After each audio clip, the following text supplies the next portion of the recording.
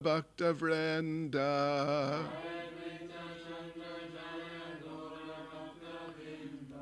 Yeah, you know what? It's just, has Makara Sankranti happened already? It has. And we didn't talk about Lord Chaitanya taking sannyas. Sure, what came over us, or what didn't come over us. Let's see if I can find some nice description. Let's see. Where am I going to find it?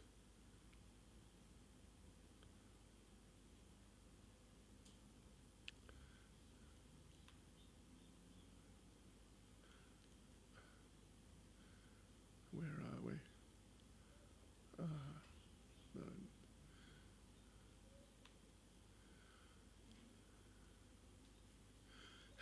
You've heard that description? Lord Chaitanya taking sannyas. I tell you what, that's quite a story.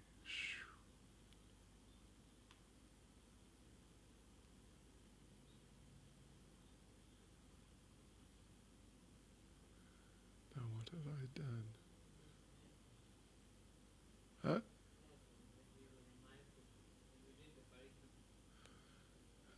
Yeah, maybe.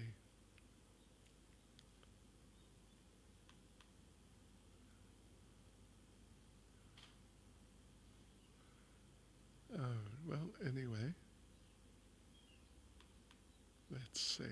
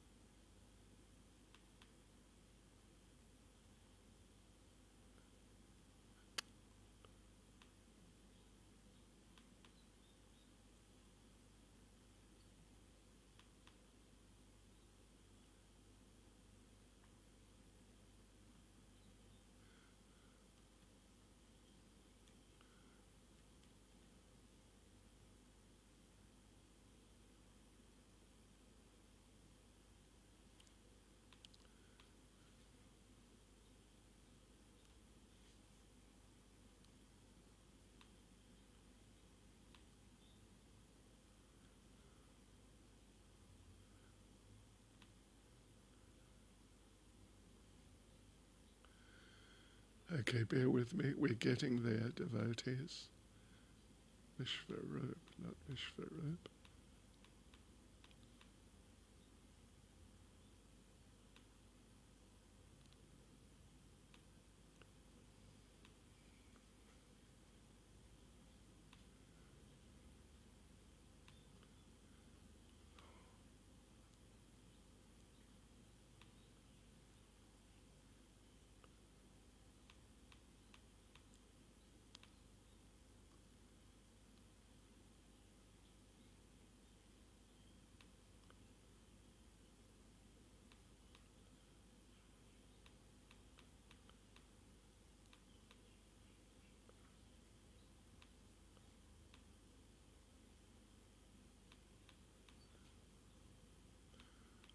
Okay, anyway, I'll just tell, maybe I'll just tell you the story, because it's a story.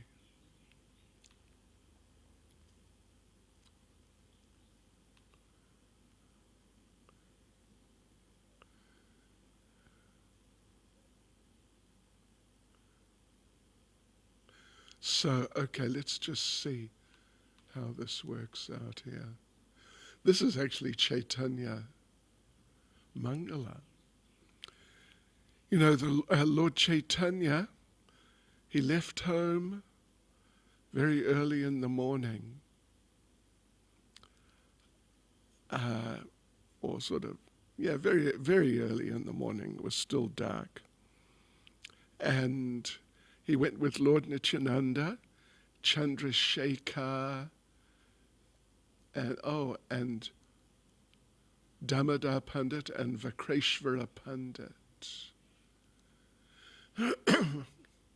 So,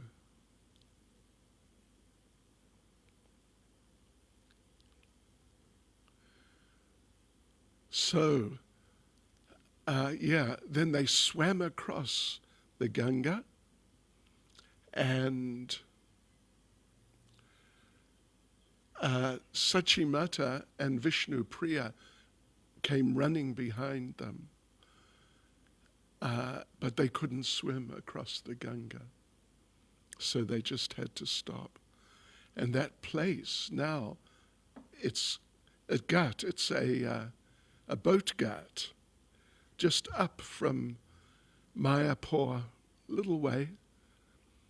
And they called out when they got there, they shouted out, Nirdoya, Nirdoya, Nirdoya, which means no mercy, no mercy, no mercy. Yeah. So anyway, then they walked to Katwa. It's not far from Mayapur if you go straight across. I mean, it's some distance actually. But they walked there or ran. They ran. Gauranga ran down the road. Reaching Katwa, the Lord met Keshava Bharati and fell at his feet to offer respects. Keshava Bharati remembered the name of Narayan. Vishvamba considered himself most fortunate to meet the eminent preceptor. They greeted each other with joyful words. Vishvamba means Lord Caitanya, Vishvamba asked Keshava Bharati to give him sannyas. While they were talking, Lord Nityananda and his party from Navadvip arrived. Gauranga smiled and greeted them. It's good that you've come here. Thinking that his taking sannyas would help everyone, the Lord again requested Keshava Bharati. The respected Keshava Bharati said, listen, Vishvamba, my heart trembles over the idea of awarding you sannyas. You're a young man with a beautiful body who has never known any suffering from your birth. Besides, your wife is young and you don't have a son or daughter for that matter. I don't want to give you sannyas. When one passes 50 years of age, he becomes naturally detached from material enjoyment. Then he's eligible to take sannyas. Lord Gauranga said, O great sage and venerable sannyasi, what can I say before you? But don't bewilder me. Other than you, who knows the truths of self-realization? A human birth is rare in this world. To practice devotional service is even more rare. But the rarest, most valuable thing of all is to get the association of a pure devotee of Lord Sri Krishna. In a second, this rare human body can perish. If you hesitate, this body may disappear. Then how will I obtain the association of a pure devotee? Please don't bewilder me. Give me sannyas, and by your mercy, I'll be able to serve Krishna. Gauranga looked sad, with his reddish eyes full of tears. He showed all the symptoms of ecstatic love of Krishna in his body. With a voice rumbling like the clouds, Vishvamba said, Had. Sometimes Gauranga stood in a threefold bending form, calling out, Vangsi, Vangsi, means flute, flute. The next moment, being thrilled with joy, his body shivered, and he cried out with a laugh, Rasamandala, Govardhan. Amazed and feeling apprehensive, Keshava Bharati contemplated the situation. He realized he'd made a mistake by not giving sannyas to Gauranga. He thought, This person must be the guru of the world. If I initiate him, he will fold his hands and call me guru. Keshava Bharati said to Mahaprabhu, first go home, meet your mother, and get her permission to take sannyas. Approach your good-natured wife and your other associates and clearly tell them your plan to take sannyas. Taking their leave, return to me. Keshava Bharati intended to leave Katwa. Right after sending Gauranga away, he would just get out, head for the hills, so he wouldn't have to give him sannyas. Listen, Gauranga, said Keshava Bharati, I'm afraid to give you sannyas. You are the spiritual master of the world, so who can act as your guru? Why do you bewilder me for nothing? Crying, Vishvamba lovingly clutched the feet of the renowned saint. Gauranga said, why do you speak such harsh words to a person who's surrendered to you? Even if I die, I won't leave your shelter. Say whatever you want, but please listen to one thing. One night I dreamt that a Brahmin gave me the sannyas mantra. Now I will tell you that mantra. You can confirm if it's correct. Then Gauranga recited the Vaishnav sannyas mantra in the ear of Keshava Bharati. In this way, the completely independent Lord Chaitanya initiated Keshava Bharati and thereby became his guru. Realizing what had happened, Keshava Bharati Goswami said, listen, Nimai, I'll give you sannyas. Nimai danced in ecstasy and chanted loudly like thundering clouds. Hari, Hari, Hari. His body looked like liquid nectar. His skin exploded with millions of tiny bumps of ecstasy. Tears shot forth from his red-tinged eyes in flowing streams. In astonishment, everyone uttered, alas, alas. Everyone in Katwa, old men, women, children, the blind and invalid, scholars and fools, ran to look at the all-attractive form of Lord Gaurahari. Some women carried water pots on their hips. Others stood motionless, captivated by the mystifying beauty of the Lord. People ridiculed Keshava Bharati for giving sannyas to such a handsome young man. Everyone praised the mother who gave birth to such a remarkable son of matchless beauty. They thought to themselves, Sachi Devi, the fortunate mother of Gauranga, is as glorious as Devaki, the famous mother of Lord Sri Krishna. Whoever got Gauranga as a husband is the most fortunate woman in the three worlds. No one can take their eyes off the indescribably attractive form of Gaurasunda.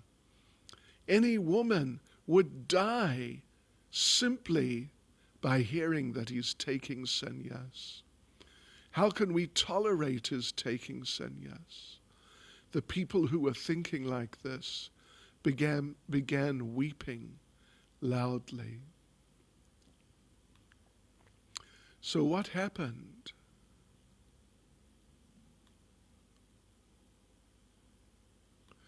What happened?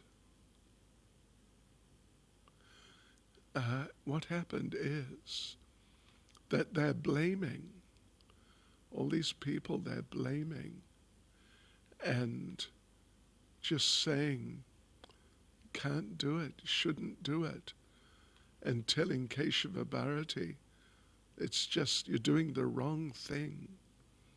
Then some of the village or town leaders came and told him, listen, listen, listen. You give him sannyas, we will take your ashram apart, brick by brick, and throw it in the Ganges. And after we've done that, we'll kill you and throw you in the Ganges. Yeah, they really, really got into it.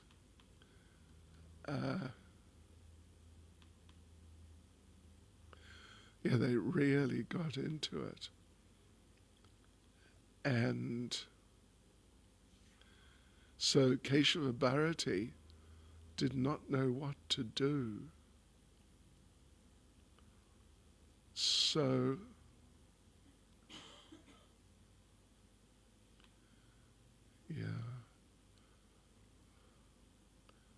so he didn't know what to do. But Lord Chaitanya spoke to everyone. He preached to everyone and pacified everyone. So they were sort of ready to accept it. But then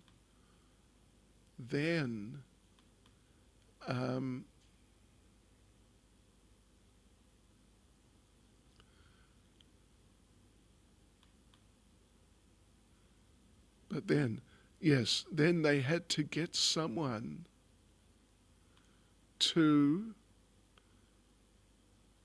they had to get a barber to do the hair cutting ceremony. So they found a barber. His name, I forget his name. What was his name? Anyway, his name. They found this barber, and the barber came, and Lord Chaitanya told him, listen, barber, shave my head. And the barber said, I can't shave your head. You're too beautiful. I just can't do it. So Lord Chaitanya begged the barber, please do it. Please do it. And so after a little while, the barber agreed, all right, I'll shave your head. I'll try my best. And I'll shave your head. So the barber picked up his blade and picked up Lord Chaitanya's hair. But then the barber fainted. He couldn't do it. The barber just couldn't do it. So Lord Chaitanya again begged him, please do it. Please shave my head.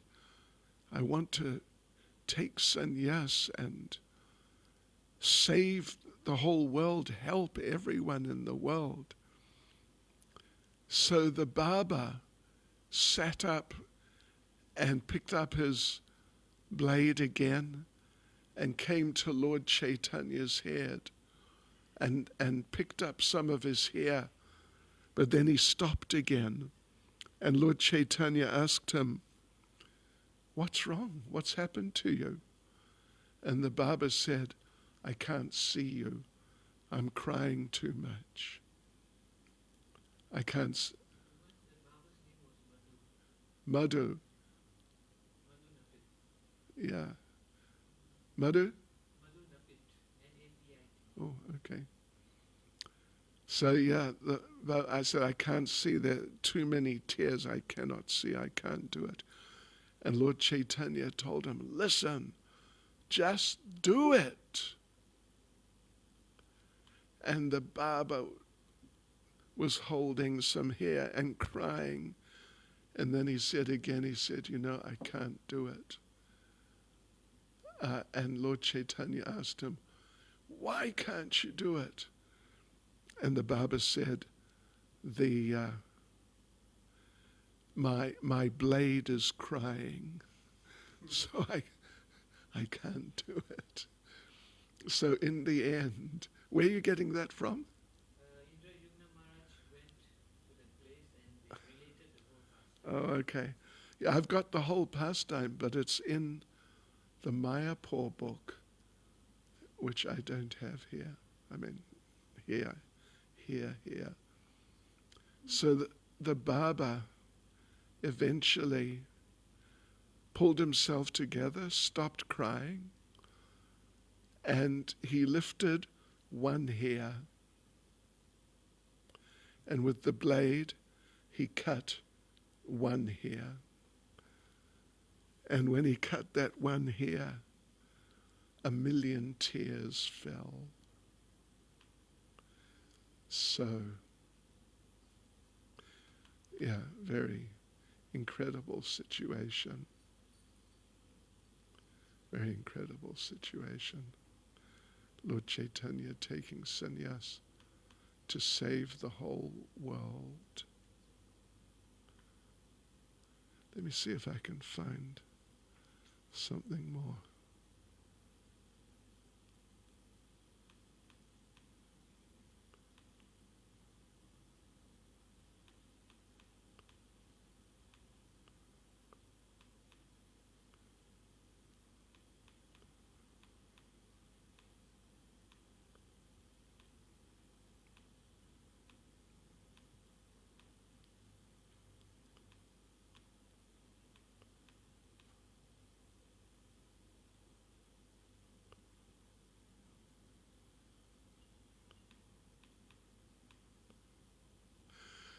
Okay, devotees. That's about it, I'm afraid. I'm sorry. Hare Krishna.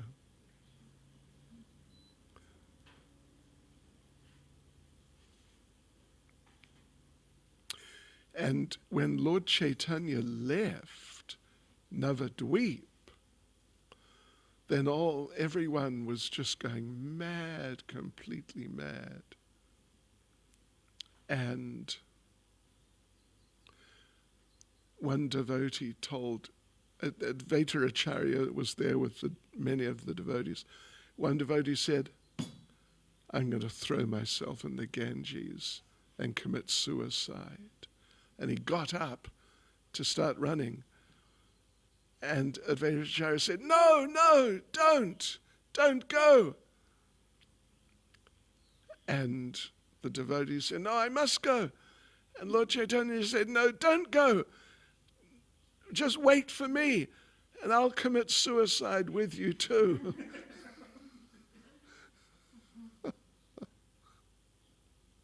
Anyway, I'm sorry that it was a bit of a failure of a program this evening, but such is life sometimes. Srila Prabhupada ki jai.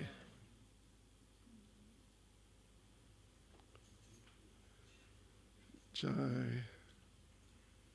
Lakshmi Nath Prabhu.